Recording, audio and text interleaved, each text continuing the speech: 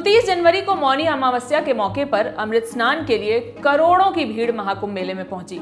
स्नान से पहले सुबह सुबह ही संगम नोज के पास भगदड़ मच गई। सरकारी आंकड़ों के अनुसार इस हादसे में 30 लोगों की जान चली गई।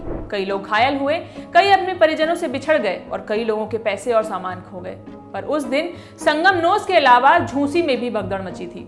हालांकि वहां कितना नुकसान हुआ, इसका कोई सरकारी आंकड़ा अभी मौजूद नहीं है। इन सब के बीच बिहार के कई स्टेशनों से ऐसी खबरें आ रही हैं कि कुंभ जाने के लिए वहां यात्रियों की भारी भीड़ उमड़ रही है। स्टेशनों पर भारी भीड़ के चलते कई लोगों की ट्रेन भी छूट गई है।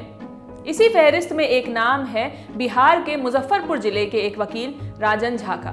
दैनिक भास्कर पर छपी रिपोर्ट के मुताबिक मौनी अमावस्या के मौके पर प्रयागराज में आयोजित महाकुंभ में अमृत स्नान करना चाहते थे राजन झा। 27 जनवरी को ट्रेन स्वतंत्रता सेनानी मुजफ्फरपुर जंक्शन से प्रयागराज को रात 9:30 बजे जानी थी।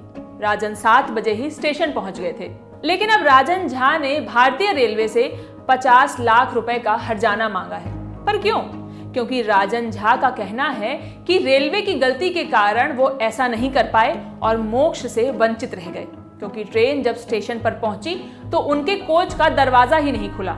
इस पूरे मामले के बारे में बताते हुए राजन ने कहा कि स्टेशन पर बहुत भीड़ थी और ट्रेन आई तो उनके कोच का दरवाजा अंदर से बंद था। प्लेटफॉर्म पर अफरा तफरी का माहौल था। वकील ने आरोप लगाया है कि रेलवे की खराब व्यवस्था की वजह से वो और उनका परिवार ट्रेन पर नहीं चढ़ पाया। राजन ने आगे कहा कि इस घटना से उन्हें और उनके परिवार को आर्थिक, शारीरिक और मानसिक नुकसान पहुंचा है।